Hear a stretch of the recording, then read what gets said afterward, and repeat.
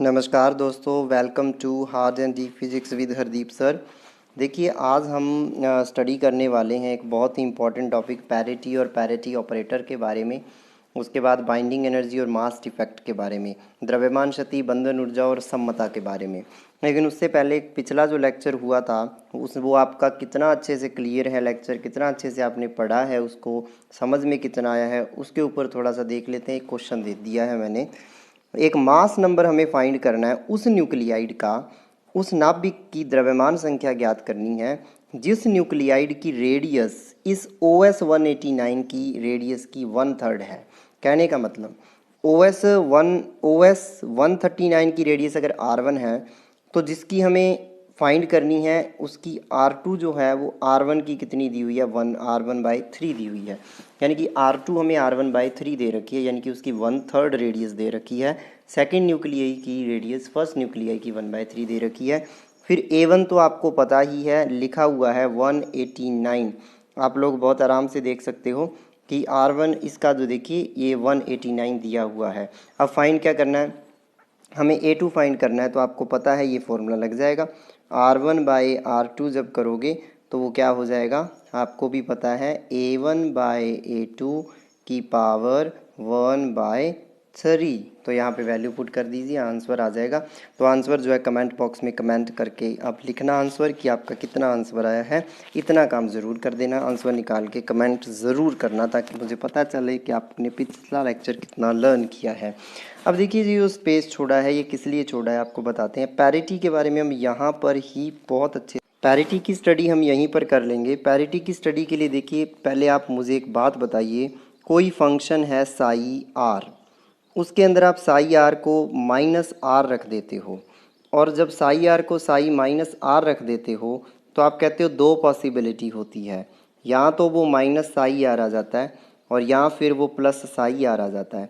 अगर तो वो माइनस साई आर आ जाता है तो आप कहते हो कि ये क्या है, ये एक ऑड फंक्शन है, और अगर ये प्लस साई आर आ जाता है आप कह देते हो एक इवन फंक्शन है। आप इस चीज़ को भली भांति जानते हो, ये आपको बात पता है कि अगर साई आर में आर को -r रख दें और अगर माइनस साई आर आ जाए तो वो ऑड फंक्शन है, अगर प्लस साई आर आ जाए तो वो इवन फंक्शन है। यही काम पैरिटी के साथ होता है। पैरिटी एक पैरिटी ऑपरेटर से मानी जाती है। एक पैरिटी ऑपरेटर हम पढ़ेंगे, एक पैरिटी ऑपरेटर यानी कि समता संकारक। एक समता संकारक होता है, उस समता संकारक से इसकी स्टडी की जाती है। किस तरीके से, देखिए, पैरिटी ऑपरेटर को U के पैर में P लिख के प्रदर्शित करते हैं, डिनोटेड बाय, ये समता संकारक होता है UP। UP को किसी भी फंक्शन साई के ऊपर जब लगाते हैं, देखिए बहुत ही समझने वाली बात है, इस समता संकारक UP को जब किसी भी साई फंक्शन पे साई आर पे लगाते हो तो ये दो तरीके की कंडीशन देता है। मैंने अभी बताया बच्चों आपको, देखो बच्चा लोग अच्छे से समझना है इसको, माइनस साई आर आ सकता है और प्लस साई आर आ सकता है। अगर माइनस साई आर आता है तो इसको कहते हैं ऑड पैरिटी, और अगर प्लस साई आर आता है तो इसको कहते हैं इवन पैरिटी। तो पैरिटी की दो फॉर्म होगी, ये इवन पैरिटी होगी, ये ऑड पैरिटी होगी। तो ये पैरिटी की मेन चीज़ है समझने वाली, यानी कि कहने का मतलब, जब पैरिटी ऑपरेटर, अब इसको और समझिए अच्छे से, जब पैरिटी ऑपरेटर यूपी को किसी भी फंक्शन साई आर पे लगाते हैं तो दो चीज़ें बनती है, सीधी सी बात है, प्लस माइनस साई आर ये बनती है। इसका मतलब ये हुआ कि +-1 से मल्टीप्लाई हो रहा है, यानी कि जो फंक्शन है हमारा साई आर वो यहाँ तो मल्टीप्लाई होता है +1 से तो वो प्लस साई आर आ जाता है, यहाँ मल्टीप्लाई होता है वो साई आर -1 से तो वो माइनस साई आर आ जाता है। इसका मतलब, इसको कहते हैं आइगन वैल्यूज़। इसका मतलब इसकी जो आइगन वैल्यूज़ हैं वो कितनी हैं, आइगन वैल्यूज़ या आइगन मान दो ही हैं, +-1। यानी कि पैरिटी ऑपरेटर, यानी कि आप इसको ऐसे शो कीजिए, देखिए समझने की कोशिश कीजिए मैं क्या कह रहा हूँ। पैरिटी ऑपरेटर यूपी को साई के ऊपर जब लगाते हो तो वो +-1 इंटू साई आ जाता है। अगर आप यूपी साई को पी साई लिखो तो क्लियर है, दोनों को कंपेयर करके देखिए, यहाँ से आपको पता चलेगा पी की वैल्यू क्या आ जाएगी +-1, और ये पी ही इसकी क्या होती है, आइगन वैल्यू होती है। समझ गए बात। फिर देखिए first of all main property क्या है कि जो पैरिटी ऑपरेटर होता है वो यूनिटरी होता है, ठीक है ना। पैरिटी ऑपरेटर यूनिटरी होता है, मतलब एक एक होता है, एक एक होता है। और एक एक का मतलब क्या होता है, पैरिटी ऑपरेटर यूनिटरी होता है, एक एक होता है। इसका मतलब अगर आप पैरिटी ऑपरेटर यूपी का यूपी के स्टार के साथ मल्टीप्लाई करो तो वो 1 आता है। यही होता है ना, ट्रांसपोर्ट एडजॉइंट निकालते हो, जो एडजॉइंट ट्रांसपोर्ट लेके जो करते हो, वो अगर 1 आ जाए तो ऐसा ऑपरेटर होता है यूनिटरी ऑपरेटर। यूनिटरी ऑपरेटर होता है पहली प्रॉपर्टी। दूसरी प्रॉपर्टी, पैरिटी ऑपरेटर की स्क्वायर जो होती है वो हमेशा 1 होती है, दोनों याद रखनी है। यूपी स्टार 1 होता है, यूपी की स्क्वायर 1 होती है। एक बात देखिए, आपको यहाँ पे पता चला कि यूपी की जो स्क्वायर है वो 1 है। आपको ये अच्छे से पता चल गया, इसको माइंड में पहले फिट कर लो। यूपी की स्क्वायर जो है वो क्या है, 1 होती है, मैंने आपको अभी बताया। अगर यूपी की स्क्वायर आपके पास 1 है, देखिए तो मैं इसको लिख सकता हूँ कि यूपी गुणा यूपी बराबर 1। और आपको ये भी पता है कि यूपी और यूपी का जो स्टार है वो भी 1 है। और यहाँ से मैं लिख सकता हूँ यूपी। अब देखिए एक बात समझिए, यहाँ से अगर आप देखो कि यूपी गुणा यूपी क्या है, 1 है। इसका मतलब यूपी 1/यूपी के बराबर है। अगर इसको आप सॉल्व करोगे तो इसको मैं लिख सकता हूँ इसी इक्वेशन को कि वास्तव में इसका मतलब क्या है, यूपी जो है वो 1/यूपी है। इसका मतलब 1/यूपी लिख सकता हूँ मैं। यहाँ पर जो यूपी है ना, देखिए जहाँ पे मैं मार्क कर रहा हूँ उसको 1/यूपी लिख देता हूँ। इसका मतलब क्या हो गया, इसको मैं 1/यूपी लिख दूँ अगर, तो ये क्या हो जाएगा 1/यूपी, इसकी वैल्यू रख दी UP into UP star is equal to 1। अब देखिए यहाँ पर जब ऐसे करोगे तो बहुत आराम से पता चल गया, ये यूपी इधर चला जाएगा तो क्या मिलेगा, u p is equal to u p star. इसका मतलब यहाँ पे एक नई चीज़ पता चल गई कि u p is equal to u p star. और अगर ऐसा हो तो वो ऑपरेटर जिसमें ऐसा होता है उसको क्या कहते हैं, हर्मिशियन ऑपरेटर। क्या कहते हैं, हर्मिशियन ऑपरेटर। इसका मतलब ये हर्मिशियन भी होता है। और क्वांटम में पढ़ते हैं हर्मिशियन ऑपरेटर के जो आइगन वैल्यूज़ होती हैं वो रियल होती हैं। तो देखिए बहुत अच्छे से, पैरिटी का मीनिंग क्या है, वही चीज़ साई XYZ फंक्शन है, x को -x, y को -y, z को -z रख दो। कहने का मतलब r को -r रख दो, क्योंकि r क्या होता है, xi cap yj cap zk cap. उसको -x -y -z करोगे, -xi cap -yj cap -zk cap, मतलब पूरा -r हो गया। तो देखिए ये दो कंडीशंस बन गई। इसी को क्या कहते हैं, और ये जो चीज़ होती है इसको क्या कहते हैं, पैरिटी ट्रांसफॉर्मेशन। ये आपका क्या हो गया, पैरिटी ट्रांसफॉर्मेशन। यहाँ से यही चीज़ पता चल गई कि जिसके अंदर देखिए क्या था, ऐसा ट्रांसफॉर्म विच दो जिसके लिए ट्रू होता है, यानी कि ये 2 नंबर इक्वेशन, जिसके लिए 2 नंबर इक्वेशन ट्रू होती है उसको कहते हैं इवन पैरिटी। और जिसके लिए 3 नंबर ट्रू होती है, 3 is true is called wave of odd parity, यानी कि 3 नंबर सही है। वही बात जो हमने पहले पढ़ी थी, कोई दिक्कत नहीं आएगी इसमें। अब देखिए इसकी ज़्यादा लंबा चौड़ा नहीं, इतना ही ध्यान रखना। अब देखिए यहाँ पर जो प्रॉपर्टीज़ पढ़ी है, हमने क्या बोला था कि यूपी का जो स्क्वायर होता है वो क्या होता है, 1 होता है।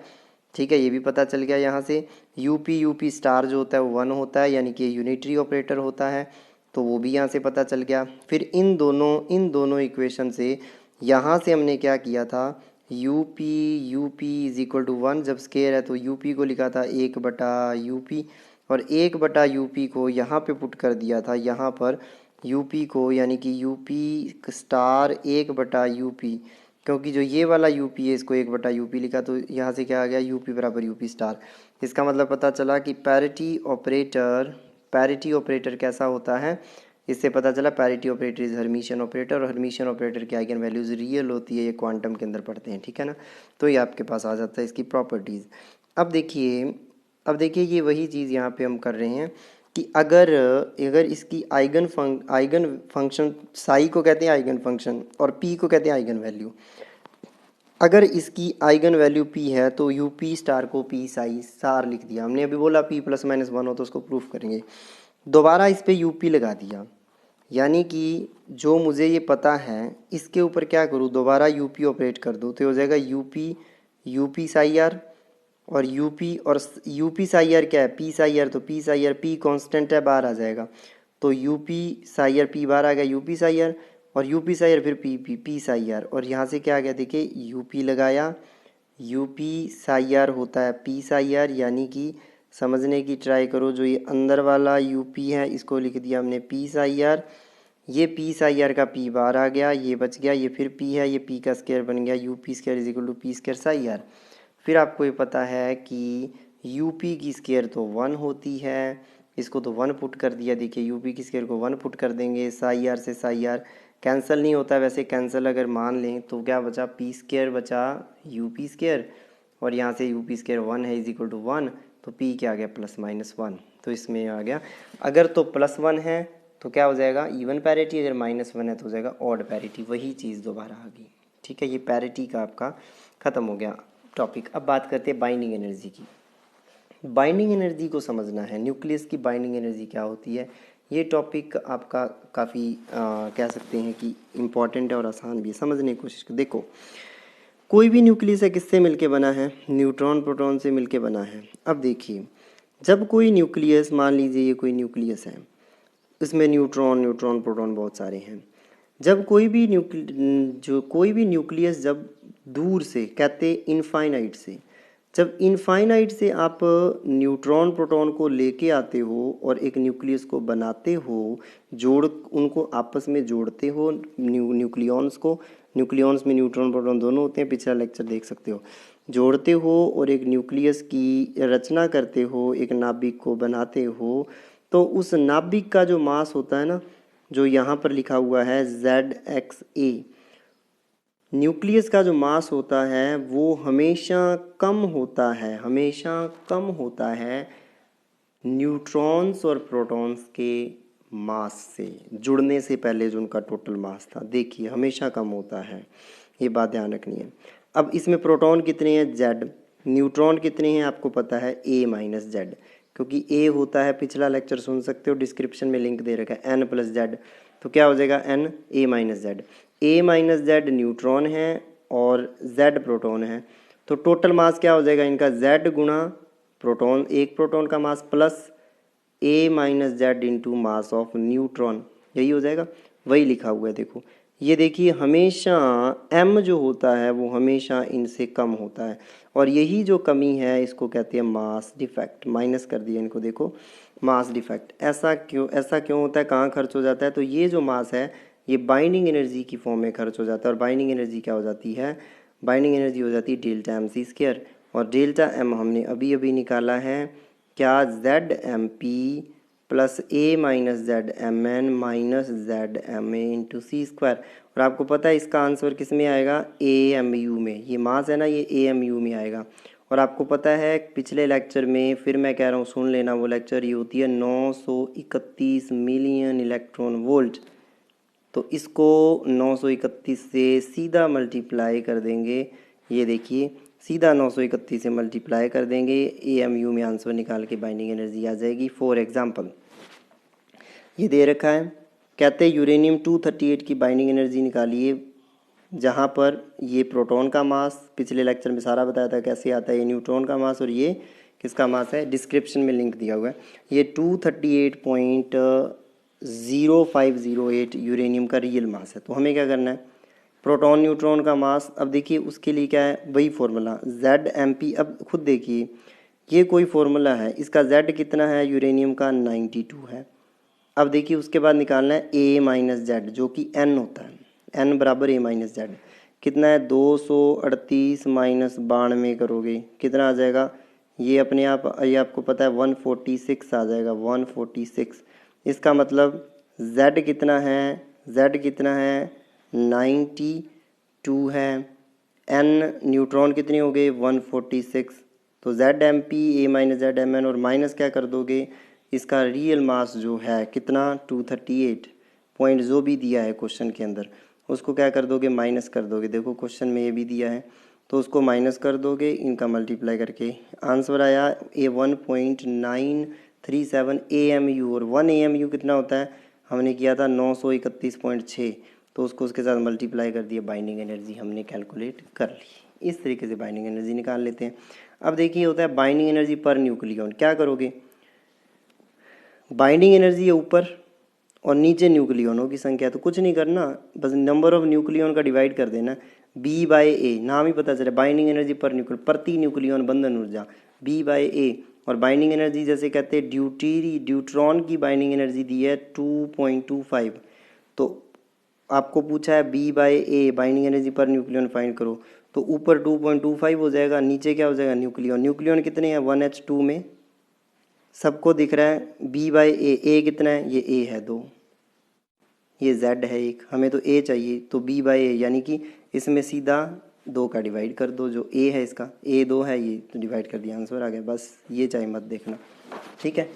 बाकी देख सकते हो अभी 2 हीलियम 4 के लिए, इसमें देखिए बाइंडिंग एनर्जी दी हुई है इतनी, तो पर न्यूक्लियन निकालिए, तो 2 हीलियम 4 में कितने न्यूक्लियन है, 4 है, तो 4 का डिवाइड कर दो। ये आपका हो गया बहुत ही बेसिक चीज़। तो इस पूरे टॉपिक को आप क्या करना है, आराम से देख लेना, ठीक है। काफ़ी इम्पॉर्टेंट है, पैरिटी बहुत ही इम्पॉर्टेंट है। पैरिटी की आइगन वैल्यूज़ +-1 होती है, ये पूछते हैं। और इसका जो है मैंने बोला है, इसका जो है आप कमेंट करके ज़रूर बताना क्या आपका आंसर आया है। और यूजीसी ने जो गाइडलाइन जारी की है उसके ऊपर मैं जो है वो उसको पढ़ रहा हूँ पूरा, उसको कि किस तरीके से यूजीसी ने कहा है आने वाले टाइम में जो एग्ज़ाम वगैरह कंडक्ट करवाने हैं, तो उसके ऊपर मैं देख रहा हूँ। आज शाम तक टाइम मिलता है, वीडियो जो होता है आपके साथ शेयर करता हूँ। तो बहुत बहुत धन्यवाद दोस्तों, चैनल को सब्सक्राइब करो, वीडियो को लाइक करो और शेयर करो।